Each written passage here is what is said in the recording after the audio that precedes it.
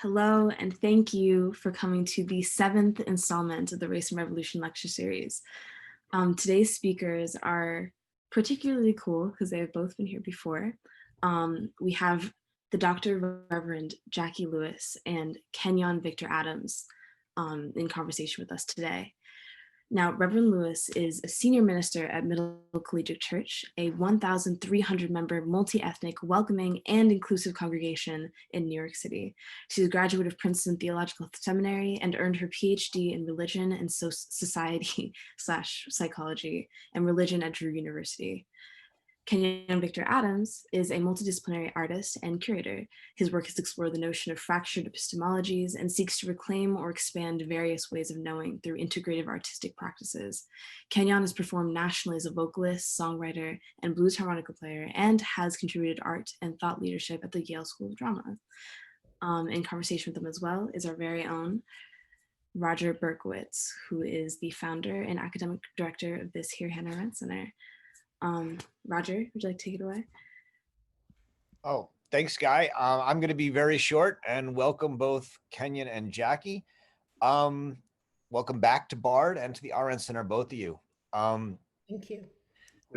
I think we're going to start. So the series, as I think both of you know, is asking this question of, are we at a moment of revolution and around race relations? Should we be thinking about a revolution, or is that not the right word? And if we are, what is the goal? What is the aim of a revolution now in race relations? So I appreciate your both being here. I'm going to turn it over to Kenyon to begin. Thank you, Kenyon. Okay, thank you, Roger, and thank you, Skye, both for your hospitable leadership. It always feels like coming home to be with you at the Hannah Arendt Center. And Skye, I very much appreciate you holding the space the way you do with this series. I've enjoyed the series thus far. And Jacqui, it is truly a pleasure. I look forward to hopefully continuing this conversation in person at some point, very soon. So I'll start actually with a few short poems.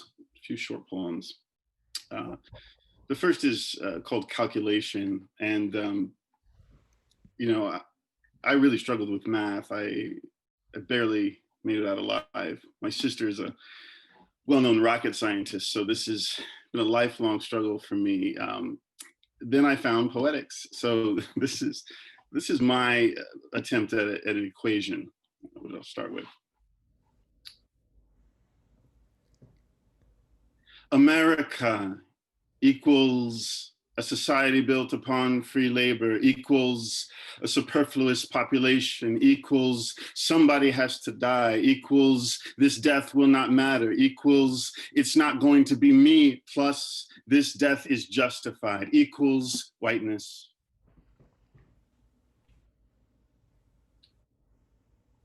This one's called, it's from Nicole Seeley, actually. It's called Hysterical Strength.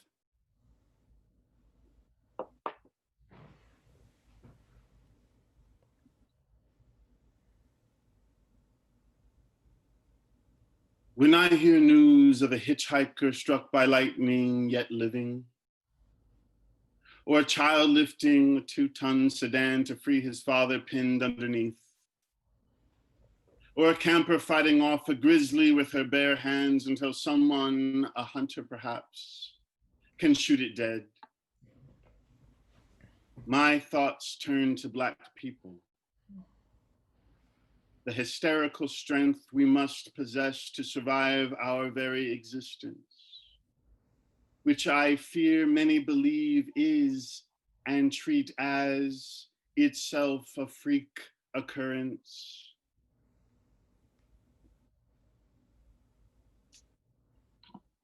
One more. This is from Tracy K. Smith. It's Wade in the Water. For the Geechee Gullah ring shotters. One of the women greeted me. I love you, she said. She didn't know me, but I believed her, and a terrible new ache rolled over in my chest, like in a room where the drapes have been swept back. I love you. I love you. As she continued down the hall past other strangers, each feeling pierced suddenly by pillars of heavy light. I love you.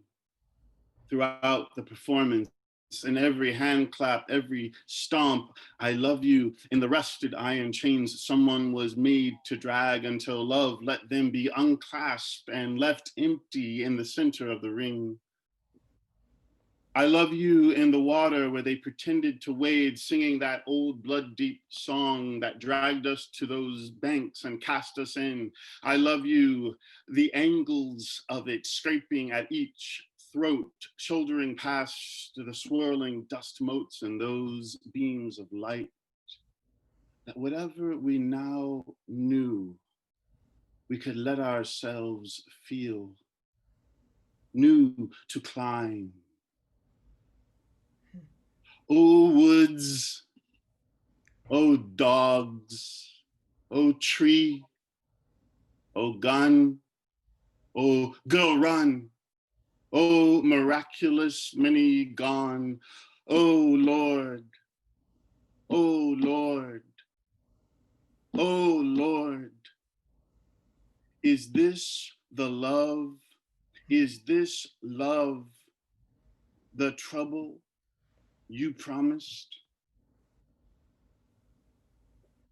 So one of the things I'm most hopeful about in these times is the self-love and the celebration of Blackness I'm seeing from Black people globally. Mhm. When Black celebration of Blackness, when it becomes more centered in American life, then we will see a revolution in racial consciousness. I want to talk about the potential that the love of Blackness and of Black people holds for the human future, and Blackness as an account of what the human is, and the manifold human futures we are working now to propose, protect, celebrate, and endeavoring to sustain.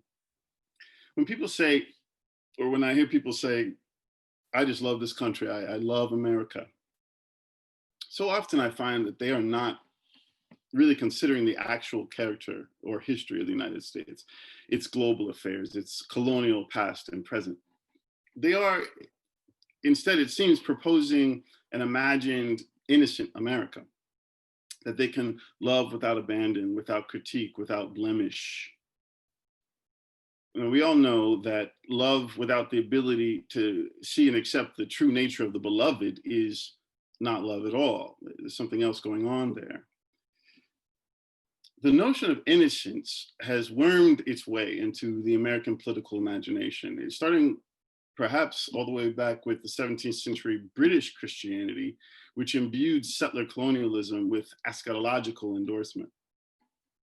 And because it has its roots in theological imagination, the idea of innocence in America lends a distinctly layered and at times astonishing weight to the subjects implied within its reach. It's no coincidence that the two of the largest purity movements in the United States were both preceded by nationwide shifts towards racial justice, the abolition of slavery, and the freedom movements of the mid-century. The blemish that whiteness was established to remedy is the necessary threat to life that capitalism requires of a people, arguably.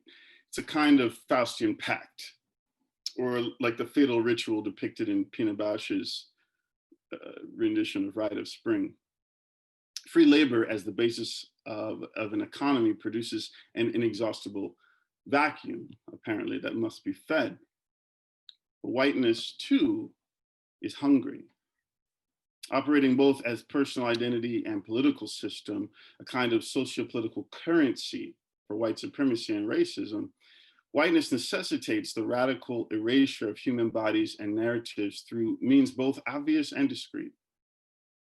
This erasure can be perceived most immediately in the very people whose biological identity, through identification with whiteness, is subsumed into the non-history toward which whiteness aspires, for the purpose of delivering its primary end, an indefatigable innocence, undeserving of toil, combined with the unalterable conquest of properties, lands, and peoples.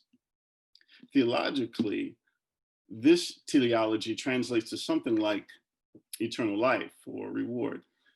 What's truly remarkable about whiteness and the anti-Black worldview it imbues is its inherent supposition that Black people in some original way are deserving of whatever oppression that sets itself against them. I would bet everyone in this meeting has heard or had that thought, but aren't they doing something too? Isn't there something they're doing?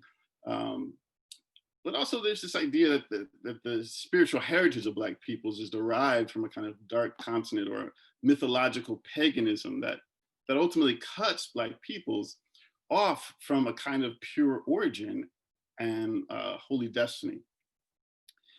This actually couldn't be further from the truth. In fact, since all humans originate from Africa, then Africa itself is the context of original human consciousness of divinity, right? The original notion of unity with nature, of ritual efficacy, of cultural memory.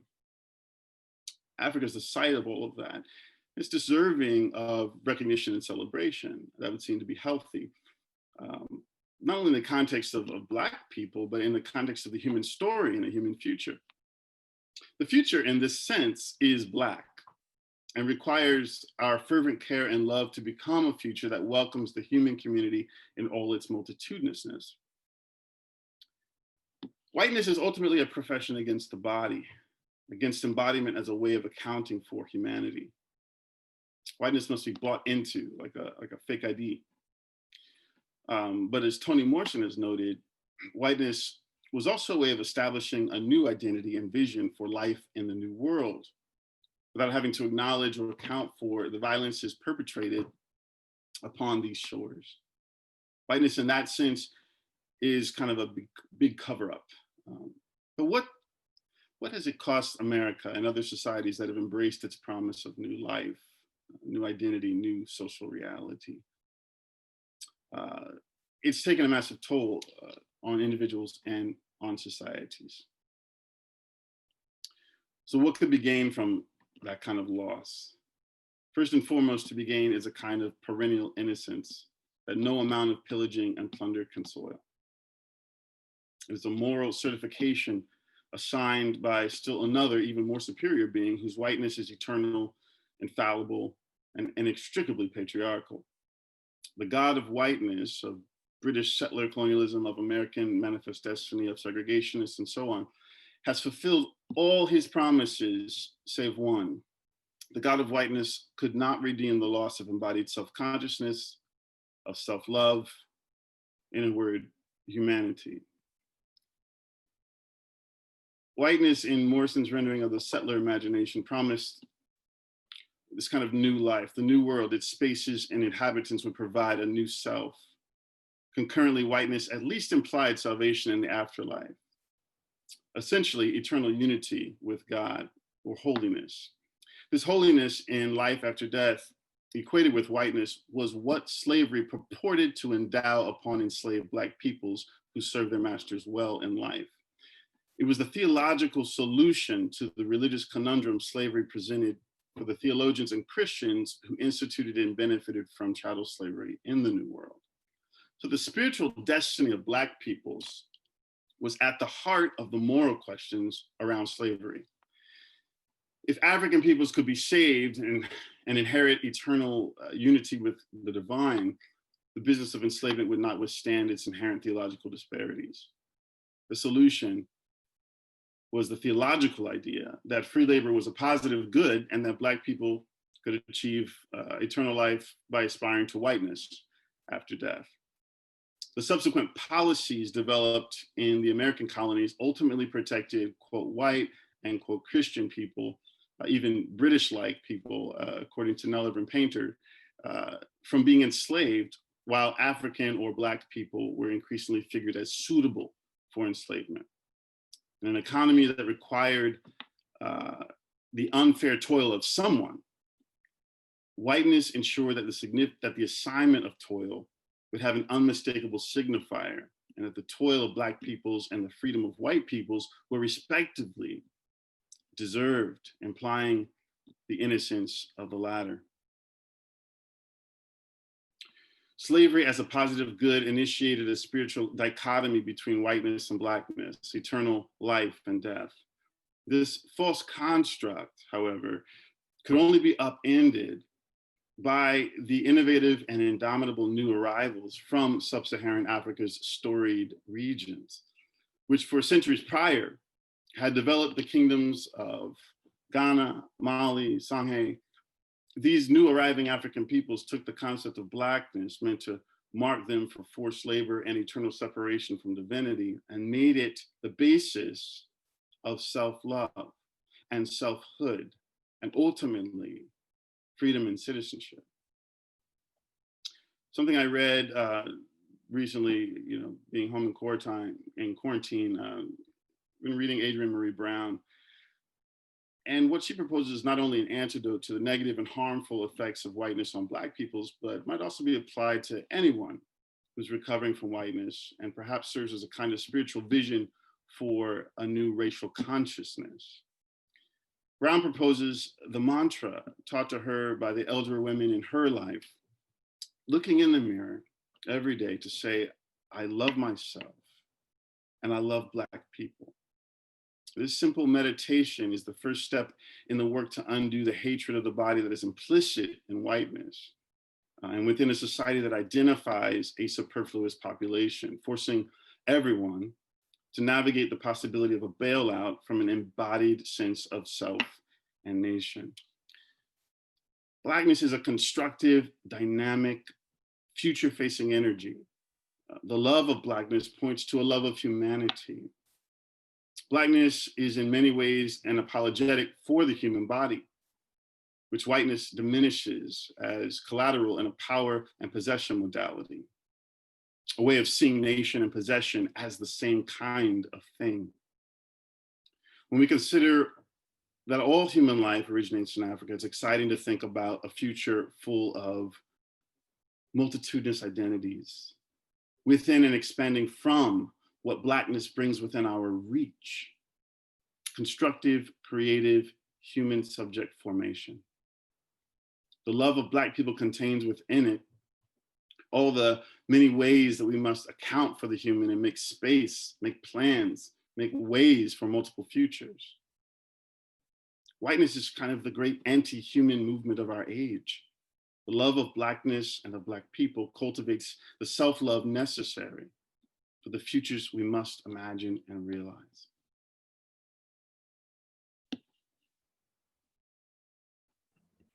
Wow, thank you so much, Kenyon. That was incredibly rich and powerful. We're going to now turn to Reverend Dr. Jacqui Lewis, and she's going to say some words, and then we're going to have a discussion. So, Jacqui Lewis, you're on. Thank you.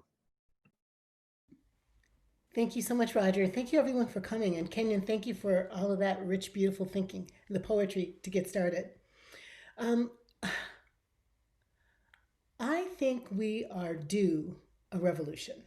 We are due a race revolution that dismantles the concept of race, that acknowledges fully that it is a created concept, created to abuse and suppress and oppress a people for economic gain of another people. And I think that the place, the origin of that revolution is love. It's a love revolution that we need. So let me just frame myself a couple different ways real quick. I am Black. I'm African-American Black. We come from people named Jordan and people named Lewis and people named Kelly. So somewhere in there were some Irish folks back there and some British folks back there. I look in the mirror and I look at my grandfather's picture and I see more Ethiopia than West Africa in our family. So I'm fascinated by that. I also know that we are Blackfoot and Cherokee indigenous. So we are a mixed race people who are mostly African, and date back to 3 generations ago. There were enslaved Africans in Mississippi, Ruleville and Meridian.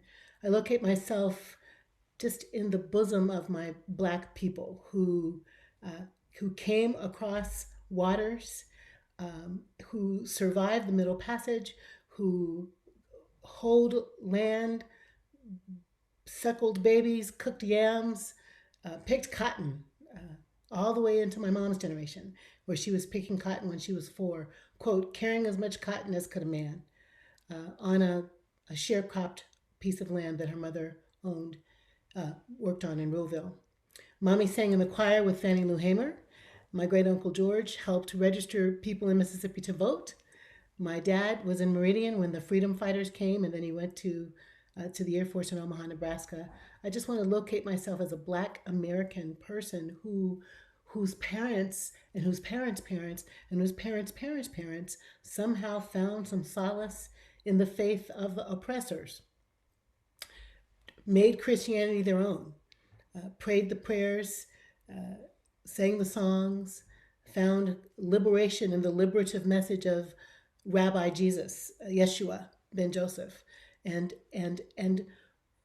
lifted themselves up with hard work and faith and perseverance. That's one place to put myself.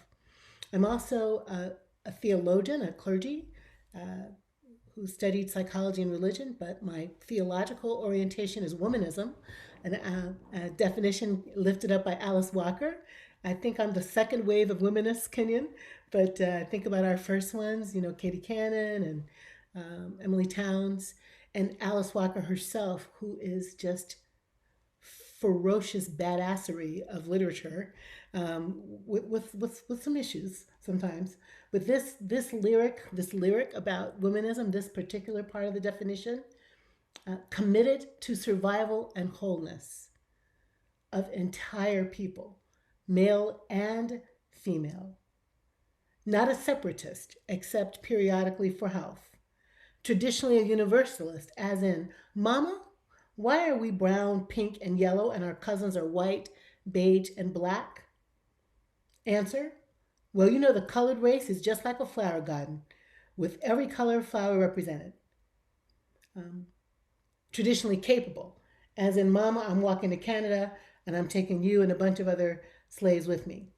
Reply, it wouldn't be the first time.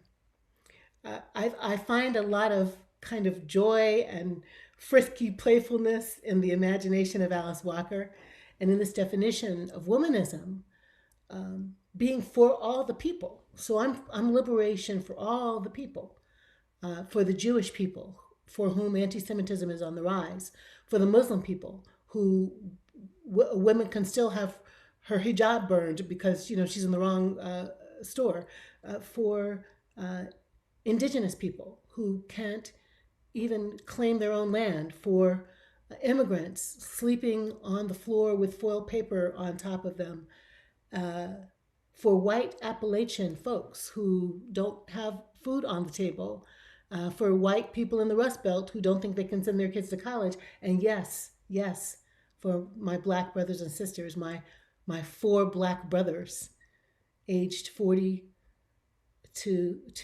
61, and my Black father, and my Black nephews, and my Black nieces, and my Black grandchildren, for whom this nation has zero regard in the main. I care for the wholeness of the families who've lost loved ones to police violence. I have prayers, liberation, intention for the wholeness of all the people who are languishing in jails. And I have prayers, intention, liberative activity, work to do for all of us who call this nation home, all of us who dream of democracy. And I just want to lift up Brother Kenyon Victor Adams, sense that when we all will be free, when the revelation has come, and I say revelation on purpose, when the revelation has come that we all come from one mother, and that mother is from Africa, that we are all then African Americans. When we have the revelation that the beauty and power and giftedness of a Black people are why we are alive, the self-loathing, the loathing of Blackness that is turned actually inward on yourself then, no matter what complexion you own, then we will have a revolution. That I believe the revolution will come from loving the Black origins of all of us. The Black origins of religion, the Black origins of math and geometry, the Black origins of jazz and drumming and art. That there's something psychologically been damaged in the folks who journeyed from the cradle of civilization and went north and south and east and west, but lost pigment and lost their minds, I will say, about what it meant to be from the source. I've been to the source. I've been to the museum outside of Johannesburg where Eve's bones are. It is powerful. I wish every human being could go to Africa and stand on soil and smell air and think, I come from here. I believe that something would change. Something powerful would happen. We all know, you all know, you're not in this conversation because you don't know that there's only one race that's proven, biologically proven, over and over again, one race that me and Zoe might have 99% of our DNA in common, no matter where our mamas come from. But the world view that has been shaped around white supremacy is lethal for the globe. And we could be proud that we started that mess.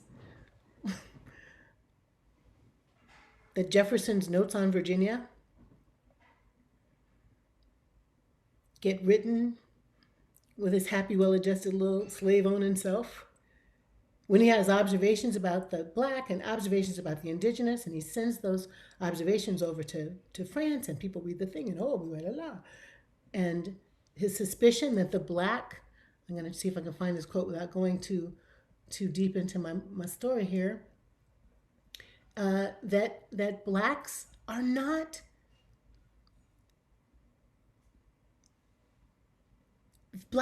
as nice as whites, not as smart as whites, not as comely as whites. They don't blush like whites. They don't love like whites. They're not capable of love like whites.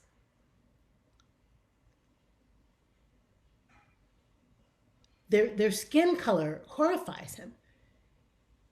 He muses in this piece that orangutans are attracted to Black women. He says, quote, whether the black of the Negro resides in the reticular membrane between the skin and the scarf skin, or in the scarf skin itself, whether it proceeds from the color of the blood, the color of the bile, or from that of the other secretions, the difference is fixed in nature, and it is as real as if its seat and cause were better known to us. And is this difference of no importance? Is it not the foundation of a greater or less share of beauty in the two races? Are not the fine mixtures of red and white the expressions of every passion by greater or less effusions of color in the one, preferable to the eternal monotony which reigns in the countenances, that immovable veil of black which covers all of the emotions of the other race? He calls white beauty superior beauty. And don't we have the right to think of horses and dogs and other domestic animals as some more beautiful than the others? Well, yeah. Also Blacks.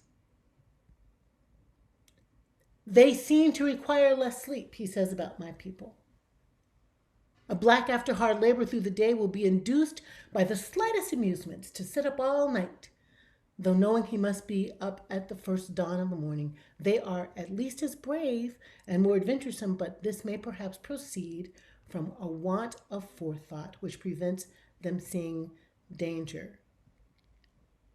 And I'll stop here. They're more ardent after they're female, but love seems with them to be more an eager desire than a tender, delicate mixture of sentiment and sensation. Their griefs are transient. So his paper goes to Europe and exports the construct of race. Some German scientist decides to go on a trip to the Caucasus Mountains and decides that the people in the Caucasus Mountains are cute, and therefore white people should be called Caucasian because that's better. A physician here in Philadelphia decides to study skulls and proof text the superiority of the Caucasian. Please, people, don't call people Caucasian anymore. Ever, ever, ever. Just call them white. One of the papers I read when I was in grad school, Kenyon said, was called "White Means Never Having to Say You're Ethnic." White supremacy took away Lithuanian, took away Dutch, took away English, took away British, took away Scotch from white people so that they pass for white and lose the giftedness, lived memory, resiliency of their ethnic heritage. When we have the revelation that the only real white people in America now are the rich ones, then we'll have a revolution. We have a revelation you can never be white enough to really play ball with Trump and them, then we'll have a revolution.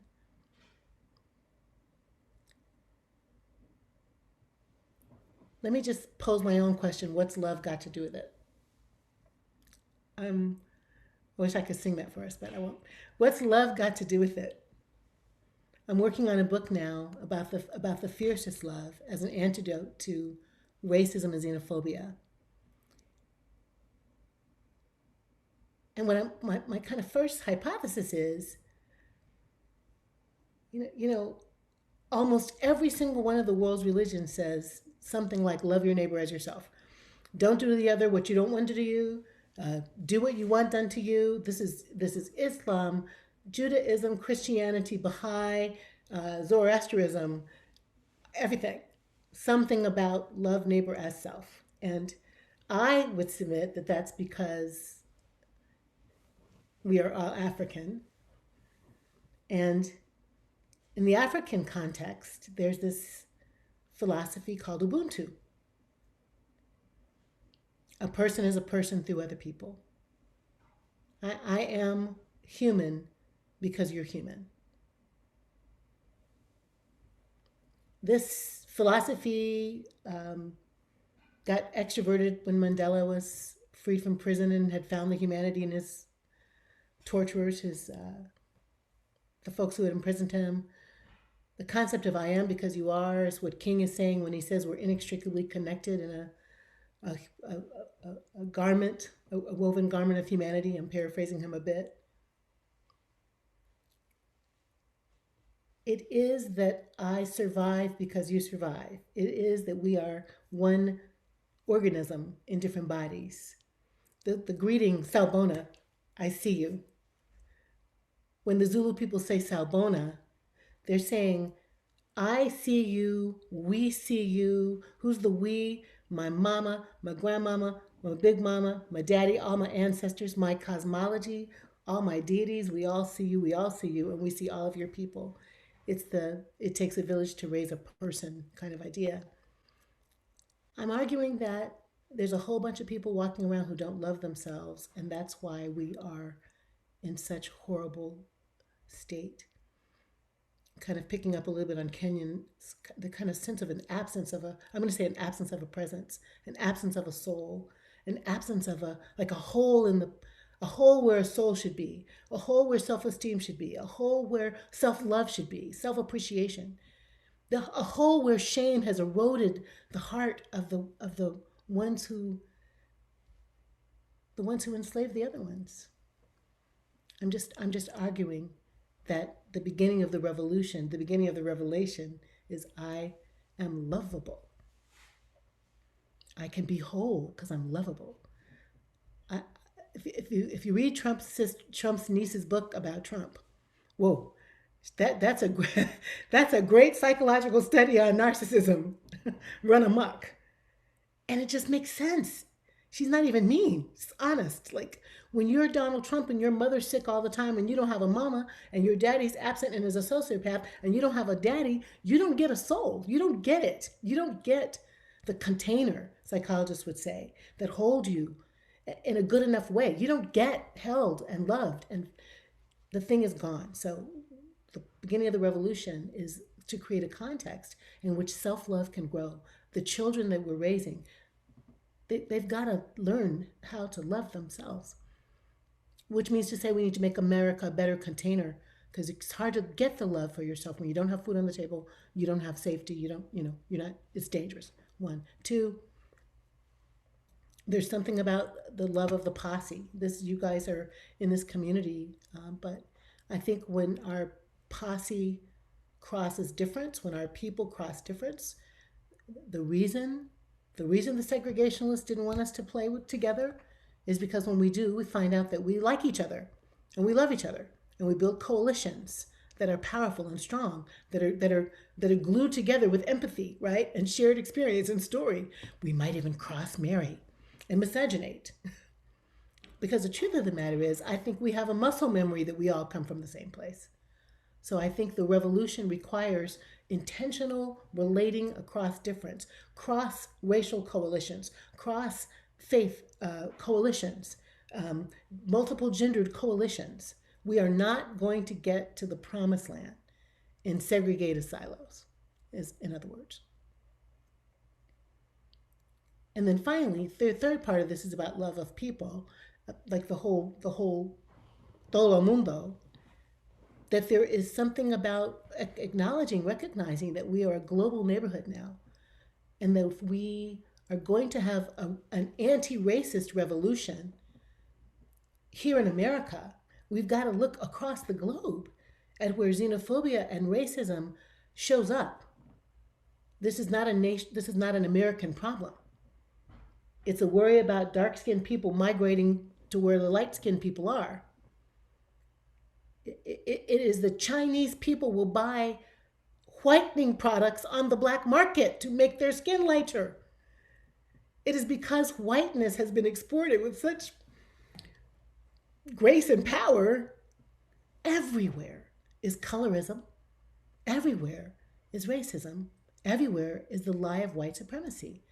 And so I think the revolution has to be global. It has to work across cultures and societies to be true, to tell the truth on it.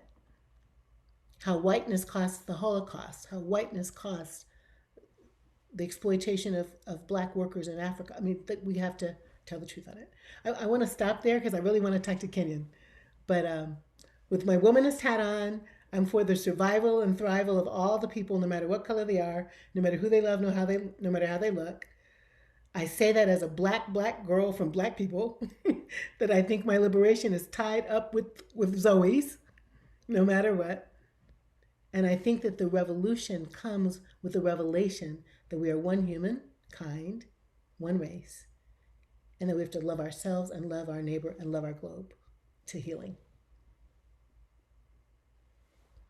Thank you so much for both of your opening remarks. Those are both really incredible ideas and incredibly large scale. And I think it challenges us to all think about what is truly needed for real coalition building. And as Jacqui was saying, global coalition building. But I would like to challenge both of you on some of your ideas and maybe give you guys both the opportunity to talk back and build upon your ideas. So you both mentioned love and coalition and uniting in your plans for revelation or revolution. But I wonder if there also is aspects of whiteness in the way that we're perceiving a universal Blackness. Because I think what might be interesting to talk about or even think about is the idea that is there not maybe in the same danger that there is to white supremacy in Lithuania and into the area of Caucasus that is homogenized by whiteness? Is there not the same danger in applying an American Blackness or a sense of American Blackness to the entirety of like the continent of Africa as being something that we can claim? And also like bringing that into account that like a coalition amongst Africans is even like a concept of whiteness in and of itself. Like Africans weren't Africans until colonization, until they declared that this entire swath of land together was Africa. And those people within these particular borders were made to be African despite having never met each other. Like somebody in South Africa and somebody in Egypt may not have known that they were both African until the Dutch or the English had told them both so.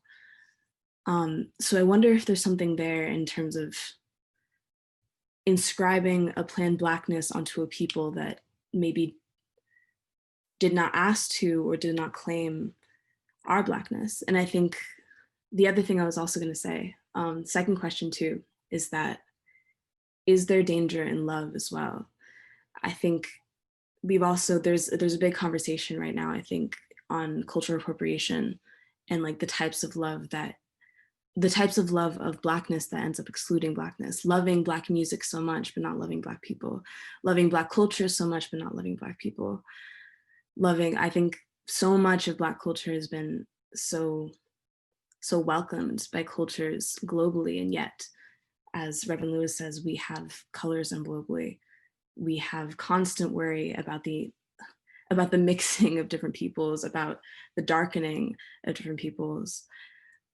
And so I guess I feel like that point may also complicate the idea of a love of our culture and a love of us will help the rest of the world understand or lead us into a revolution racially. So yeah, I guess those are comments / questions, but if either of you would be willing to comment on that. Thank you, Skye. I just love being around Bard folk for these kinds of questions. You know, these are both great questions. It'll take a lot of, you know, we'll have to take some time to respond meaningfully. I think both I found, you know, really, each struck me, but the second one I can tell you, you know, as someone who was leading a jazz museum and archive for a period of time, I can tell you that if the world loved Black people, and there's a distinction, just to answer your question, it's a real clear distinction between Black peoples with an sort of Pan-African peoples, or even just African Americans, right? If they just love even African Americans, speaking of, you know, descendants of formerly enslaved, like it sounds like Jacqui and I both have that lineage, descendants of formerly enslaved. You can go back to sharecroppers in 2 generations, 3 strokes and you're there, you know. Even if you're just talking about those folk that came into the Southeast region of the United States, that even if you get that particular, the music that they produced, if people loved those peoples, which are already diverse and global, just those people who came through the Southeast region of the United States in a particular century, if the people loved those peoples as much as they loved those people's music, there'd be a revolution in 1 generation. I guarantee you. I've seen people weeping like a shrine over, you know, a horn of Louis Armstrong, you know. But who today they close the case on Tamir Rice, who is weeping on that shrine. The Astor Gates built the shrine. He had to go himself and do the municipal duty and take the whole area, the pavilion, and everything you see in that YouTube video. And it is now set up in Chicago because they closed the books, the Justice Department. So when we talk about loving Black people, I mean, it's not rocket scientist, this one. The folk, you know who they are, the folk. that are not loved, no matter what. So it's really a separation between what Black people produce. And in terms of the first question, I think the only thing I'll say in response, I'd love to hear Reverend Lewis on this, but the only thing I would say in response to that is I've been bearing witness to a kind of Pan-African energy, which is a intergenerational energy.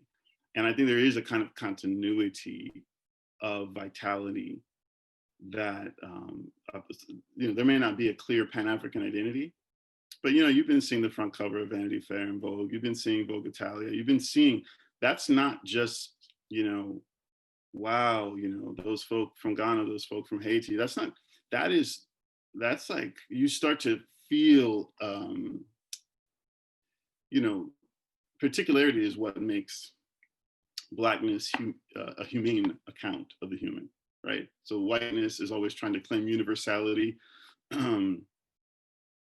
while erasing particularity, okay? That, whiteness has that paradox in it. It's claiming universality all the time, the universal human, but then erasing everything that has to do with humans, where you come from, your biological actual existence as a human.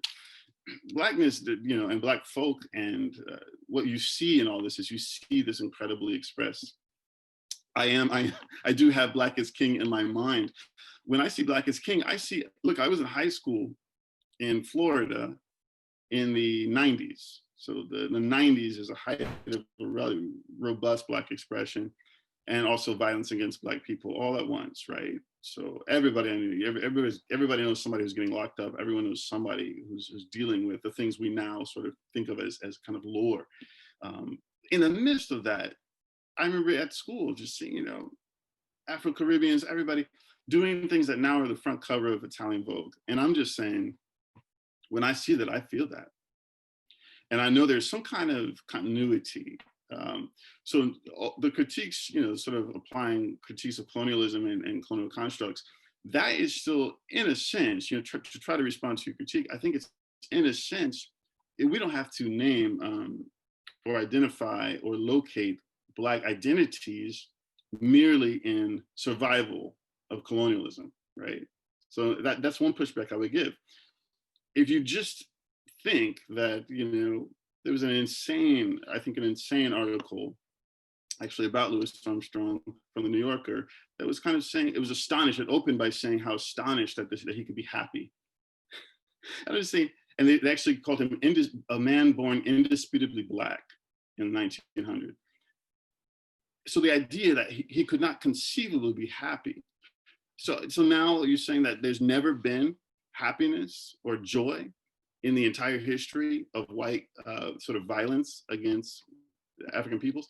So that's what I'm saying. Like, when you look at what Black people are doing, we don't have to think about it merely in terms of our survival of colonialist violence, colonialist legacies. There is a continuity, a unity, a recognizable presence put forth by Black folk globally. And the idea of Blackness is merely an innovation of African peoples. And even though they name Africa, that's an innovation. We have our interaction with that name and that all the territorial breakups, our interaction with that is also a sort of sustained, vital, innovative, creative energy. So I think what we're talking about is trying to celebrate that energy in those bodies. And so particularity doesn't get diminished. I don't think it has to be diminished, but there is something shared. And I love the mystery of it. I love the mystery of it. And on the other hand, maybe it's not so mysterious. It's a place, and it's a real history, a real origin. That's why I think about it, to try to respond to what you were saying. Thank you, Kenyon. I appreciate that, and thank you, Skye, for those two questions. I want to talk about love first, because what you're saying, I mean, there's no contest about what you're saying. There's a lot of folks talking about loving Black jazz, loving Black music, and what they mean is appropriate, or they mean appreciation of, or they mean envy of. Maybe they even mean envy of, right? But love, that's not what I'm talking about. So I think the word love in English is not broad enough or wide enough or particular enough to talk about the thing I'm saying. I'm captive to the word. You know that at least in the Greek, there's four different kinds of ways we talk about, right? Eros or phileo or agape from the unconditional. Maybe the very best definition I've ever heard of love is by a psychologist named Jim Loder, who says love is the non-possessive delight of the unique particularity of the other. Love is the non-possessive delight of the unique particularity of the other. So, I'm playing with that definition a bit, Skye, when I think if I'm going to love myself, I actually am going to possess myself. But something like an unconditional regard is a psych term. Like, can I look in the mirror and see me whole, see all the stuff, not pretend about the stuff, own it, love your flesh, like Baby Sig's holy sermon, right? And beloved, love your flesh. No one else is going to love your flesh. I'm really not talking about somebody admires our stuff. I'm really not talking about somebody who wants to dance like we did. I'm talking about a deep regard that we can have for each other and for the things. And I think that is, I think that kind of love, that kind of revolutionary love, is the kind of love that sent Ruby Sales to Lowndes County, working as a young civil rights activist. I think it's what had people marching over the Pettus Memorial Bridge. I think it's what has all of those mixed, all the y'all in Ferguson, all the young people in Ferguson, and now in the streets in this kind of second wave of revolution. So I'm not sure if I felt that I was clear. Love as appropriation is not love, is what I would say.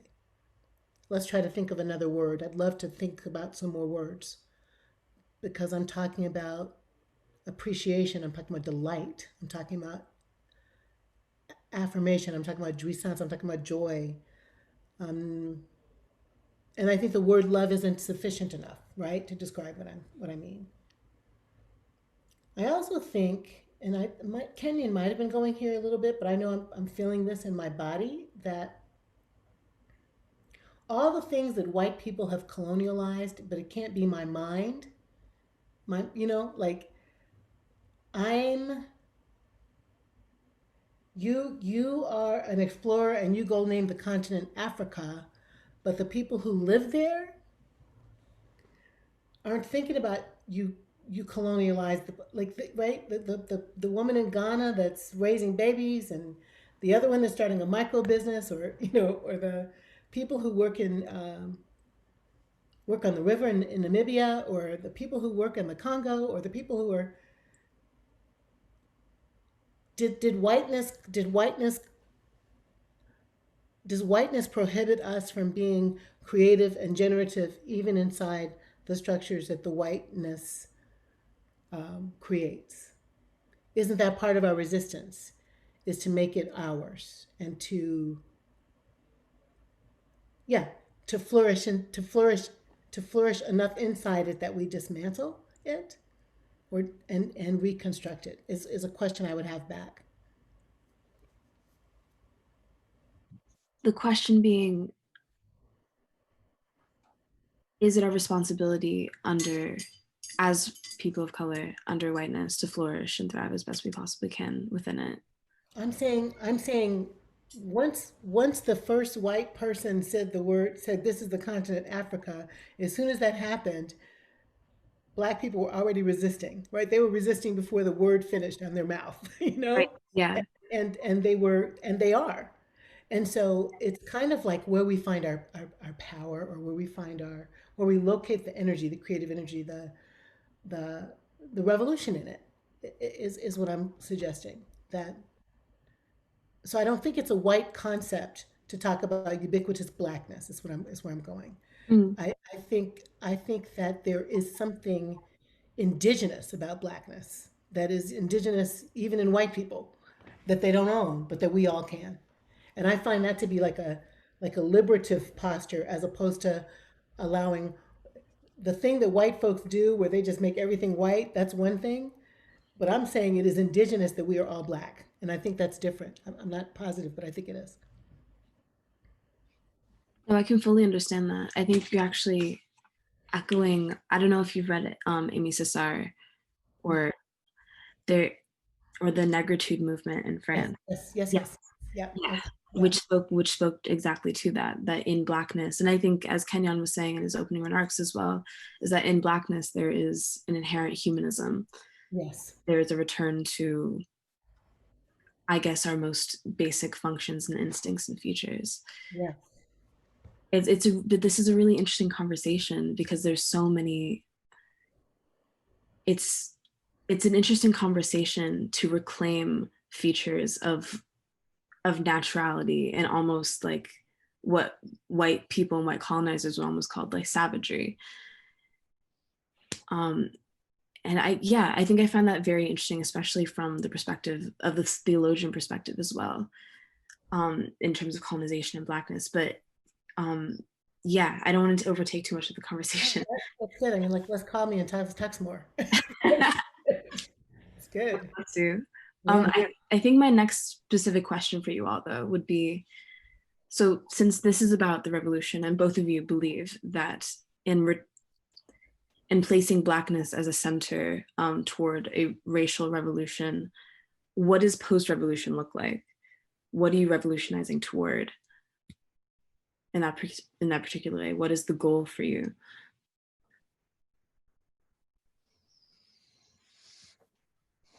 I love that question, Skye. When you said it, it made me think, what's my theory of change? You know? I love that question. And it was a big question too, so please take your time. Well, it's a really good question. I mean, the feeling of it is like, I want to sing to you, you know, like I want to say, I want to sing Ella Baker's song, you know.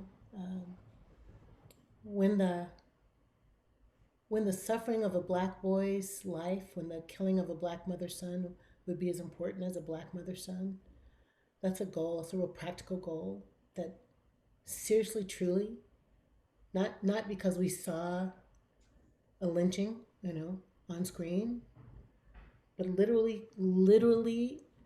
in the rewiring of a psyche, of the soul, the place where the supremacy first emerges, Skye.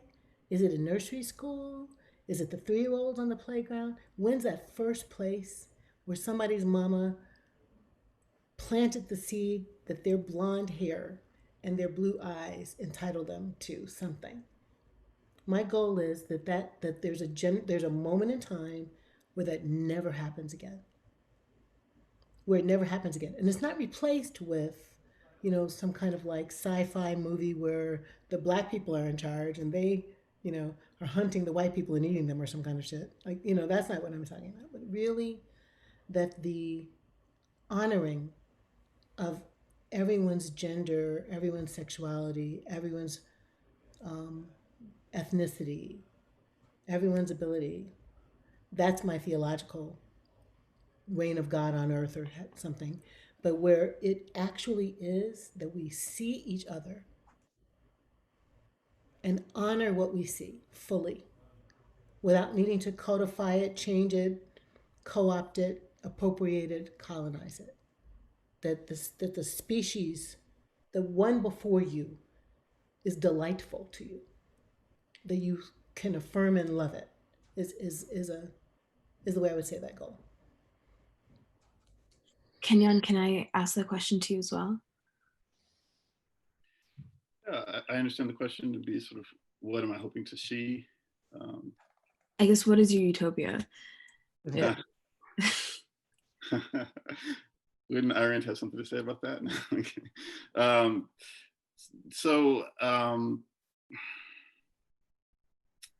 I mean, I'm still hanging on your pushback on the idea of Blackness. I mean, I think Blackness is kind of a device. It's kind of one of the things I love about Black folk is the ability to innovate, and so to construct things. So, you know, whiteness claims to be ex nihilo. Blackness actually is, you know, meaning it takes negative substance, right? So I think better than ex nihilo is taking negative substance. And if Jacqui could break down the negative substance that is in the mythological account of Genesis. So when you take that substance, you can actually spin it and think about it as very positive, which I think of a black hole is my that's the sort of signifier, the emblem that I see. It is a very positive thing. It's so heavy, the weight of its blackness, a black hole, the weight of its matter draws everything into itself. And, you know, if you just look at it objectively and you don't sort of like racialize it, and, you know, as you know, science magazines are saying, you know, the monstrous black hole eats the white star. And I'm just thinking how beautiful its weight, its blackness is so great, kind of like that negative energy or negative space or negative matter that was there in the Genesis account, right? In that one important creation myth. It's an important idea that matter generated all of this vitality and life force. So life. I mean, you know, Mahmoud Darwish, right, the Palestinian poet, saying, you know, we find life, we love life when we find our way to it. If we find our way to it, I think what enslaved Africans and all the different folks, whether Caribbean or here in the United States, did was they found a way to life. So I really think, Skye, it's a matter of life. Do we love it, care about it? Is it important? And what's interesting about talking to sort of NASA folk or, you know, aerospace folk, especially in times like these, their game hasn't really changed. They've always been more passionate about LIFE than any other discipline I talk to, even more than like choreographers. You talk to a NASA scientist, they don't care if it's a percentage chance that 4 million years ago, life existed in this substance on this place, which we can never get to in 100 lifetimes.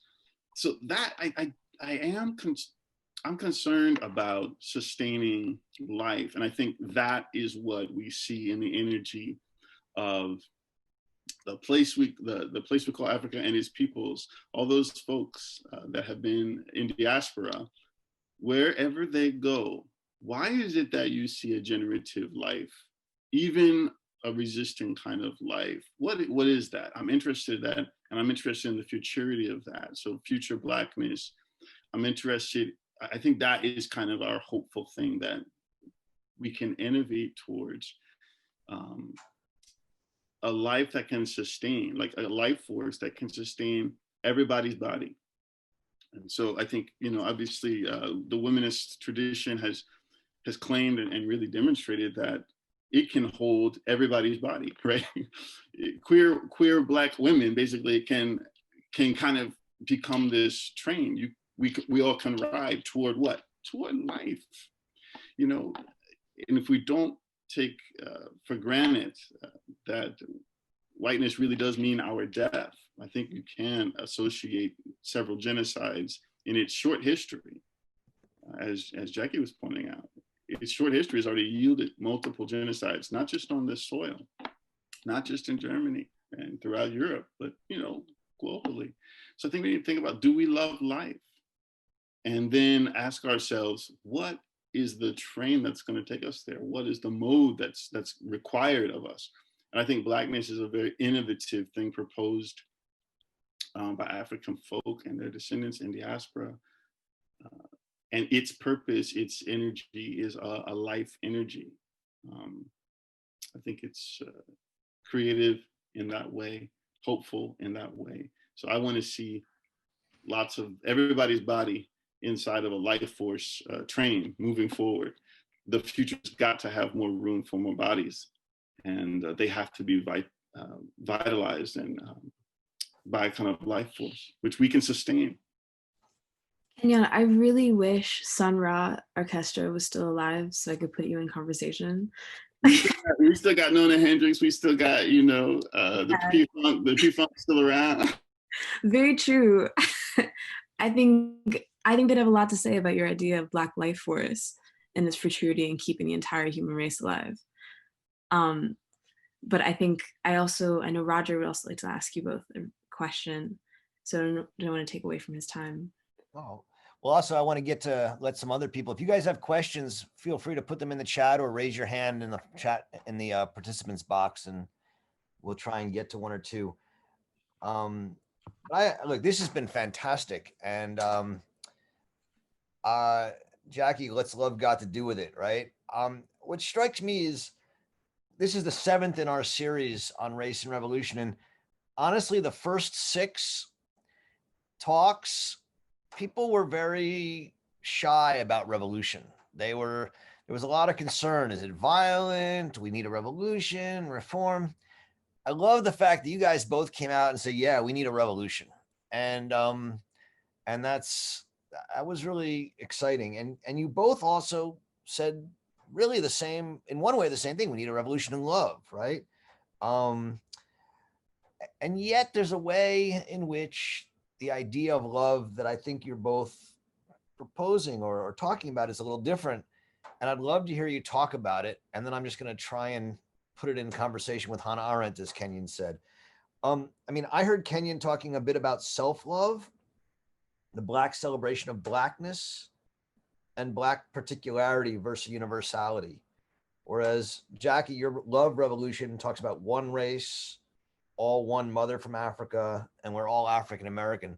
So the first question is, are you guys, how, just I'd love to hear you talk about each other's view of love.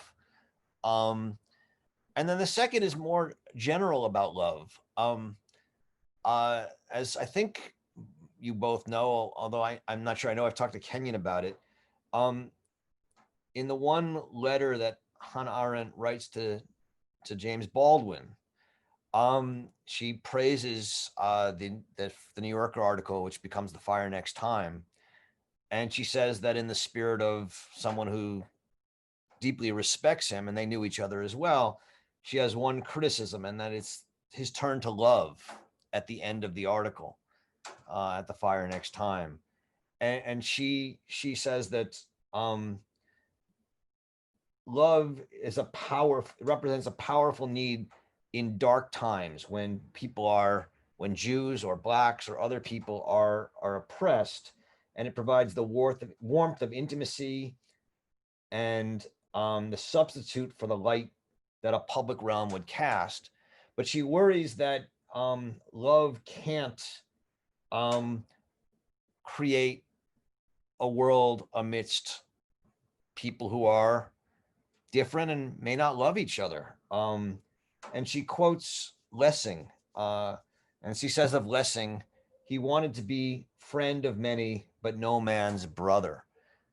She worried that the demand to make everyone a brother, to love everyone as a brother, would actually impoverish the world in a certain way.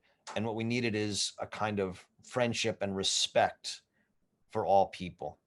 So just wondering if you guys would comment on each other's view of love. Do you see it as different or the same? And is love what we're after in sort of a public world?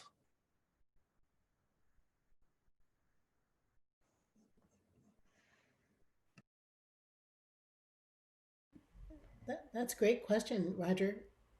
Kenyon, do you want to go? Do you want me to go? Well, I'm interested to hear your response. I've learned a lot about love. My cynicism has been, I would say, revolutionized, by, hearing, Jacqui has done a lot of speaking. She has a whole conference called Revolutionary Love. That is actually one of the Black women in my life, from my grandmother, my mother, my aunts, everybody, that's where I learned the idea of self-love as a Black man. I think, so I have been turning away from my own cynicism about love that I saw in King, that I read in King, because of people like Jacqui, Carrie Mae Weems, always challenged by bell hooks, and you constantly get this challenge to love. I was basically not buying it for most of my life. And so I'm interested I'm still learning on the subject, to be honest. Well, I am too. but I have been trafficking in it for a minute just to think about something that James Baldwin says that I always have to, I always get it just a little crooked. So love is a battle, love is a war, love is a growing up. Yes. Yeah. Love is a battle, love is a war, love is a growing up. I will tell this a really short version of this long story. Um, my dad is 86 years old and he's just a stank, mean, cranky, every now and then violent person who loves us to pieces. He's just moody and he's from Mississippi and he's just got a lot of stuff. He just does. He's just got a lot of stuff. So all you have to do, anything you do that does not really please my father leads to conflict. It just leads to a fight and it leads to a war. And it does not negate that he loves us. He just loves us hard. He just loves you hard. It's a battle. It's a war. It's a growing up. So one time I was graduating with my PhD, and here I was, all like happy day, having a party. And my friend John, who I ended up falling in love with and marrying, but he was my friend then, came to the graduation party with a whole bunch of other people. I'm living in this teeny tiny New York apartment, and I give my mom and dad my bedroom, and I give my dad and my mom a robe and slippers. And I'm feeling so like a big girl. I'm 45, I'm a big girl. Well, John, who is a white man, 14 years older than I am, comes to the party, and I don't know, like daddy just looks at him and decides he's the Antichrist. He just can't stand him on sight. He just can't. And he's mean. Like, I'm going to ignore you. I'm not going to talk to you. It's horrifying. So we have this giant conflict, my father and I, because literally John leaves the party like a black man would leave the party. Like, he doesn't stay like a white man, be polite. No, he's like, you are acting stank and I'm leaving. So he leaves and we have this big fight. My dad and I have this big fight. And I kind of say to him, I'm 45. You cannot tell me what to do. There are slippers, damn it, and they don't belong to him. But what if they did? This is like entirely outside of your sphere of control and influence. And if you persist in behaving this kind of way, as a black man who thinks he can manage his children with anger and rage, we will never speak again. Ever. And my dad falls deeper in love with his child for standing up to him. Like, that is the beginning of a brand new relationship. And daddy quotes John all the time, says if there were more white people like John in the world, there wouldn't be any racism. They are friends. He tells John stuff he doesn't tell us. Also, that white man did not take my stuff. He left the party. He loves telling that story. What am I trying to say? Love is not shiny and prissy and gorgeous and lovely. And like, who told us that? Love is the ripping and tearing of sinew that happens when a mother is giving birth to a baby. Love is the way you fight your way to reconciliation with the person you live with. Love is muddy and wrestles in the stuff. It takes punches. It lays on the ground and worries about getting kicked by black people in the Black Lives Matter movement. I mean, white guys with boots on, What happened that we thought love was something soft and shiny? Now that's white. That's whitewashing love in my mind. I don't know a black family in America. I don't know a black family in Ghana where love doesn't mean sometimes people just go to town. So I'm not prescribing as a theologian or as a psychologist. I'm not prescribing fake patina kindness.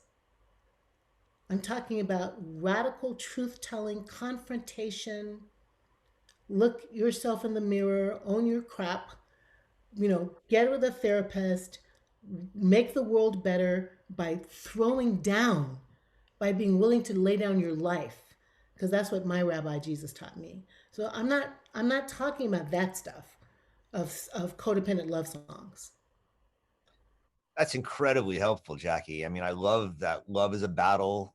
Love is a battle, love is a war, love is a growing up. Yes. Full stop. Right?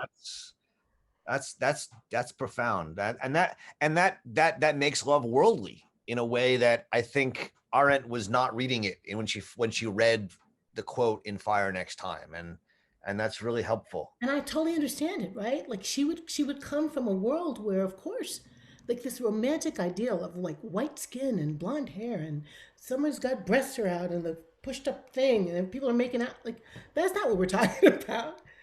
But right? So this is what we're talking about. Roger. Roger, so it's interesting. 1963. That was Letter from Birmingham Jail as well as Fire Next Time. Yeah. And they both ended actually with appeals to love. And again, this used to frustrate me, but I think it's exactly what Jacqui's trying to say, like how we're reading love. And I think again, like a Black sort of epistemology, you know, not to essentialize Blackness, but to interrogate Blackness out of necessity. What is it, you know, again, the womanist tradition, womanist theological tradition, reread, you know, divinity, reread intimacy with the divine. So it's getting next to that kind of sensibility and insight and intelligence. So really, I think it's a hermeneutics thing. Like when you read Baldwin, are we able to read Baldwin's intimacies with the Black interior? When we read King, are we able to understand the layers and layers of community which were thriving around him and which produced you know, moments like the moments we read? And so I think part of this is not exactly legibility, but intimacy, and that draws you back to, I think, what Reverend Lewis is saying about the messiness and the intimacy. If you were invested in America in the way that Baldwin was invested in America, you could say something like, you know, finally love. But the predicate for his appeal to love is really what, you know, I think Baldwin died for this country just like many, many Black people. Tamir Rice, you know, not because they're volunteering themselves, but dying for the sort of sins, the sins of whiteness, meaning he paid prices. He paid prices to say that. He got involved. And I think I can hear Skye saying something like, you know, hey, so that burden doesn't need to be on White people continually or Black women continually to sort of lead. I think I saw something in the chat about that, but that's reality. Love is a kind of reality. So there oughtn't be another approach, another viable approach. There certainly is not another sustainable approach to human society that does not include this kind of messiness that Reverend Lewis is referring to. What I think they're trying to not give you is the out, both King and Baldwin, trying to not give you that out.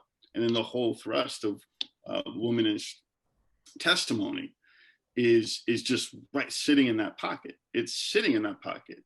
And we really don't have anything without that testimony. So when we start talking about love, we need to sit ourselves in the space of that womanish testimony and allow it to instruct our sense of this nation. This is what, to me, the whole oeuvre of Toni Morrison has delivered. I mean, it's a done deal. She delivered it to this country's self-awareness. And then on love, really, I'm starting with this idea of self-love. This, again, Adrienne Maree Brown, quoting her sort of ancestors and mentors, just saying she looks in the mirror every day. And this is a liberated woman. I mean, she looks in the mirror every day and says, I love myself. I love Black people. If she needs to do that, every American needs to do that. And I'm trying to start with that kind of practice, that kind of meditation. And I do believe there's something potentially transformative in that. I actually believe if every single American, let's just talk about America, if every American did that, which is what a womanist tradition is telling you to do in your body, absolutely revolution, absolutely revolution. Thank you. Thank you, Kenyon. Yeah, thank you both. we're coming to the end. There's a question that came up earlier from Inji John. I'll just read it, and you guys can read along or just listen. She asks, Inji asks that you both, in a way, celebrated multitudes of identities, and she sort of sees that celebration of multitudes of identities as, in some sense, opposed to a future-oriented political project. And so she asks, how do we celebrate this different, divergent cultures, which are given by history, as she puts it, yet at the same time be free from the identity that one didn't choose but was born with? How can we, she says, focus more on our common ground as humans? So I'm wondering if either of you want to take a stab at that question.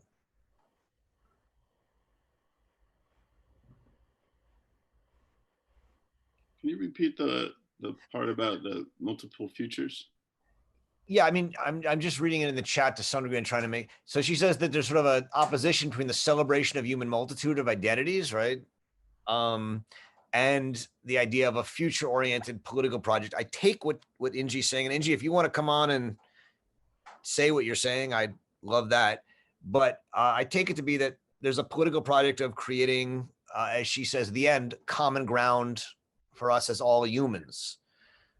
And to what extent, I take the question then, I guess now I'm getting it, is to be the identitarian sort of focus on identities versus a common political project.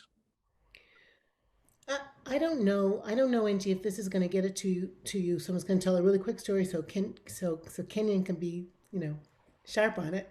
I go to an experiment. My church is an experiment. It's ridiculous how many different kinds of people are in there. All kinds of different Christians, lots of people that are not Christian at all, atheists, agnostics, Jews, Muslims, Buddhists, who are there because the music is good. And to me, it's like a little pocket of the thing I'm hoping that the world can get to when we're asked so beautifully by Skye about our kind of dream or utopia. I want it to be that if you want to reject your identity, have at it. If you want to pick up a new one, go girl. If you love your like, I am a polyamorous, Irish lesbian, I don't know, good. Or if you're feeling trapped by Irish, then don't claim it. Don't disrespect others by claiming their stuff, but be free to claim the parts of you that matter to you. And I think over time, those things shift. I mean, I'm a 61-year-old grandmother. That's a new identity. I managed to get grandbabies without having a child. Yay, that was a good thing that happened in my marriage. But I'm a grandmother now, and that's new. Why can't I pick that? Because in Matt, why can't I pick Blackfoot or Cherokee? Why can't I lean into that? Why do my biracial grandchildren have to not be black and white? Why can't Kenyon claim male poet, jazz sing? Who says we can't pick the multiplicity? I think that's a white problem. And what I mean by that is whiteness problem. To make it simple, to make it easy to understand, to codify it, to stick people in boxes, to control them. White supremacy does that. I would like us to be free to move in and out of the identities that we want to, as we want to. What do you think, Kenyon? Yeah, thanks. And thanks for the question. I think I don't see a sort of tension between, I guess I want to merge the two things that you seem to be holding in tension, multitudinousness and then like a future coherence. I would love to see a future coherent and multitudinousness, so that basically there's more particularity for me is important only because of the assault on particularity. Whiteness is an erasure. It's a very unique, I don't know. I don't even know what we would compare it to or how we would make an objective comparison, since I'm literally, I feel like trying to prove the existence of whiteness when Claudia Rankine gave her whole, MacArthur grant to establish a nonprofit to eradicate whiteness, and still there's a question of whether it exists. So whiteness is like erasure. It's almost like the Nothing from the 1980s movie. We really should take it quite seriously. The reason why I think we're leaning into particularity is not because we want to see a future where everybody's bound.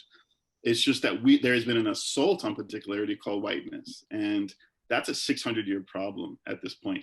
As I said, multiple genocides. This is not a small thing. This is Voldemort kind of moment.